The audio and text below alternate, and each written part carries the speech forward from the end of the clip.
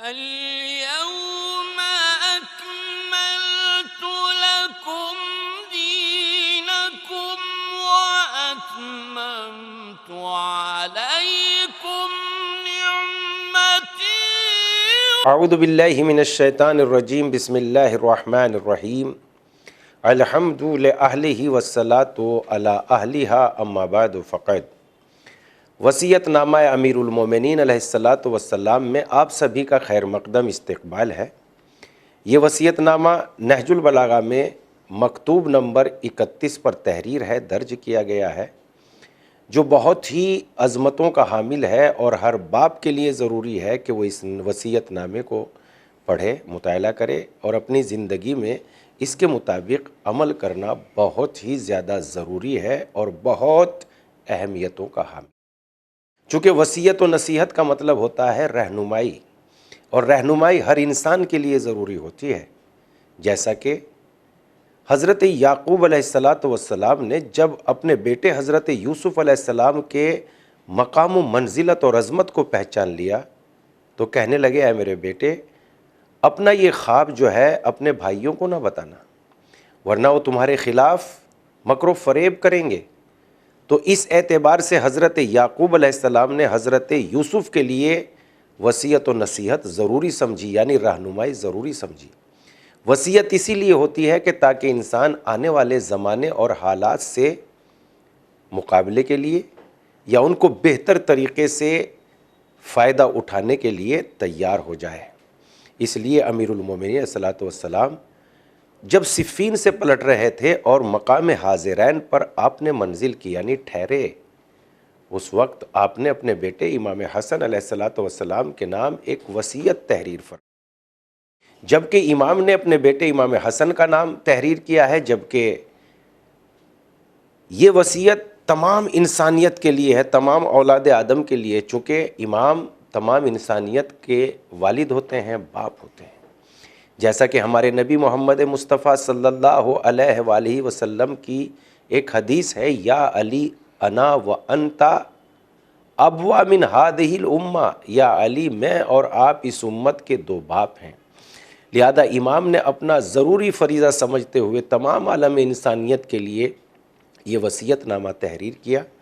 اور سب سے پہلے تو اس میں 7 جملے والد کے لیے استعمال کیے کہ والد کون ہوتا ہے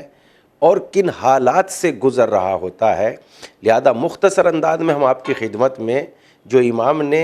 7 جملے والد کے لیے تحریر کیے ہیں وہ آپ کی خدمت میں پیش کر دیتے ہیں۔ ارشاد ہوتا ہے، من والد فان، یہ وصیت نامہ ایک ایسے والد کی طرف سے ہے جو ختم ہونے والا ہے، فنا ہونے والا ہے، اور اس اعتبار سے امام علیہ السلام نے اس میں یہ اشارہ دینا ضروری سمجھا ہے کہ زندگی چاہے جن حالات میں گزر رہی ہو، نعم و نعمت، عیش و عشرت اور بے پناہ دنیا کے مال و اسباب کیوں نہ ہو، اس کے باوجود بھی اس زندگی کو ایک دن ختم ہونا ہے، چاہے زندگی کتنی ہی تنگ دستی میں کیوں نہ گزر رہا ہو، جینے کے لیے نہ گھر اسباب ہو، کچھ بھی نہیں ہو، اس کے بعد بھی یہ زندگی ختم ہونی ہے۔ لہذا یہ طے ہے کہ یہ دنیا کی زندگی کو ایک روز ختم ہونا ہے۔ لہذا عقل مند وہ ہے جو اس ختم ہونے والی زندگی سے باقی رہنے والی آخرت کا انتظام کر لے، توشہ کر لے، زیادہ راہ فراہم کر لے۔ اس لیے ضروری ہے کہ اس زندگی سے اس زندگی کو سنوار لیا جائے، جیسا کہ خطبہ نمبر 155 میں امیر المومنین علیہ الصلوۃ والسلام اس بات کی طرف اور مزید اشارہ کرتے ہوئے کہتے ہیں، دار فانی سے عالم باقی کے لیے سامان راہ سامان سفر تیار کر لو، تمہیں زاد راہ کا پتہ دیا جا چکا ہے اور کوچ یعنی چل چلاؤ کا حکم بھی مل چکا ہے۔ دیکھو چل چلاؤ کے لیے جلدی مچائی جا رہی ہے، تم ٹھہرے ہوئے سواروں کی مانند ہو، تمہیں پتہ نہیں ہے کہ روانگی کا حکم کب آ جائے، اس لیے اپنی اس فنا ہونے والی زندگی سے اس باقی رہنے والی زندگی کا سامان کر لو۔ دوسرے جملے میں امام ارشاد فرماتے ہیں، المقر للضمان، یہ وصیت نامہ اس باپ کی طرف سے ہے جو زمانے کے اتار چڑھاؤ کا اقرار کرنے والا ہے، یعنی گویا امام اس میں اپنی زندگی کے تجربات تحریر کر رہے ہیں اور یہ بتا رہے ہیں کہ زمانہ کبھی ایک سا رہتا ہی نہیں، کبھی اچھے حالات ہوتے ہیں تو کبھی برے حالات ہوتے ہیں، کبھی خوشیوں سے انسان کی پوری زندگی گھر جاتی ہے، اور کبھی انسان جو ہے غموں میں ایسا گھر جاتا ہے کہ جو کل اپنائیت کا دم بھر رہے تھے وہ بھی اب جو ہے رخصت ہو جاتے ہیں اور منہ موڑنے لگتے ہیں۔ لہذا امام اس بات میں اشارہ کر رہے ہیں کہ زمانے کے حالات جیسے بھی ہوں یا تمہارے حالات جیسے بھی ہوں، اچھے حالات ہوں تو بھی اس سے فائدہ اٹھاؤ، اور برے حالات ہو تب بھی اس سے فائدہ اٹھاتے ہوئے زندگی کو مکمل طور پر استعمال کرو، زندگی کو برباد کرنے کی ضرورت نہیں ہے۔ اس لیے کہ جب حالات سے مقابلہ کیا جاتا ہے تو حالات بہت جلدی اپنا رخ بدل لیتے ہیں، اور جب حالات رخ بدل لیتے ہیں تو انسان اپنی زندگی سے بے پناہ فائدہ اٹھا لیتا ہے۔ تیسرے جملے میں امام ارشاد فرماتے ہیں المدبر العمر، یہ وصیت نامہ اس باپ کی طرف سے ہے جس کی زندگی، جس کی عمر پیٹ پھرائے ہوئے ہے، یعنی زندگی روز بروز گزرتی جا رہی ہے۔ اور امام ارشاد فرماتے ہیں کہ دیکھو یہ زندگی ایک دن ختم ہو جائے گی، اور جب یہ زندگی ختم ہوگی اور تم اس دنیا سے چل بسو گے تو تمہارے نشانات بھی باقی نہیں رہ جائیں گے، یعنی مٹ جاؤ گے، ایسے ہو جاؤ گے کہ جیسے ایک دن اس دنیا میں تم آئے ہی نہیں تھے۔ جیسے خطبہ نمبر 55 میں اس بات کی بھی طرف اشارہ کرتے ہیں لِكُلِّ مُقْبِلٍ إِدْبَارٌ وَمَا أَدْبَرَ كَأَن لَّمْ يَكُن، ہر آنے والے کو پلٹ کے جانا ہے،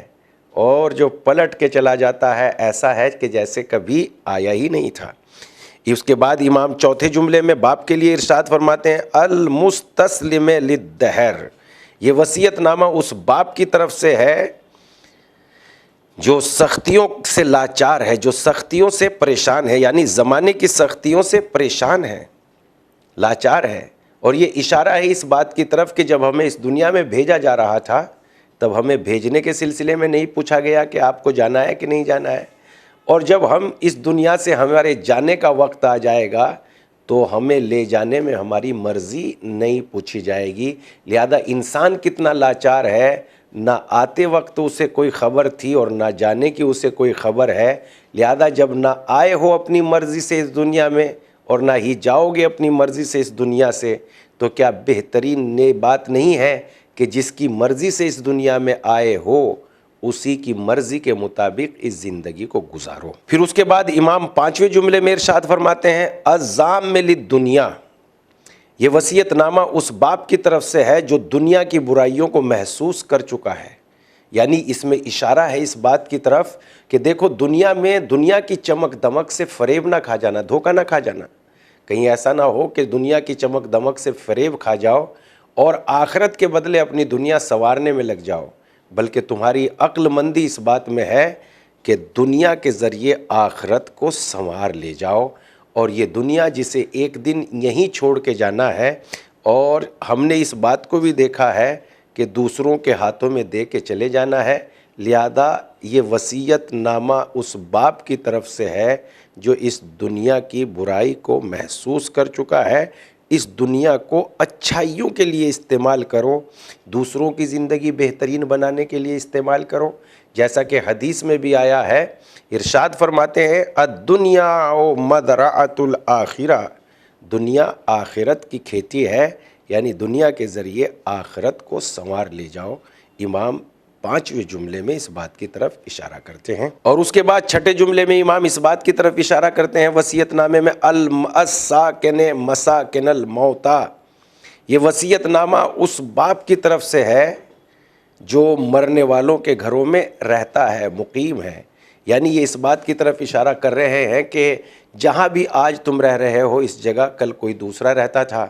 اور جو دوسرا رہتا تھا وہ آج موت کی آغوش میں پہنچ چکا ہے۔ لہذا تم بھی ایک دن موت کی آغوش میں چلے جاؤ گے، جیسے تم سے پہلا والا اس دنیا کو چھوڑ کے چلا گیا ہے تم بھی ایک دن اس دنیا کو چھوڑ کے چلے جاؤ گے۔ لہذا بہتر ہے کہ تم اپنی کو قبر کو یاد رکھو اور اپنی زندگی میں دنیا کے بدلے آخرت کو مضبوط کرنے کی کوشش کرو۔ ساتواں جملہ ارشاد فرماتے ہیں الزائن عنہا غدن،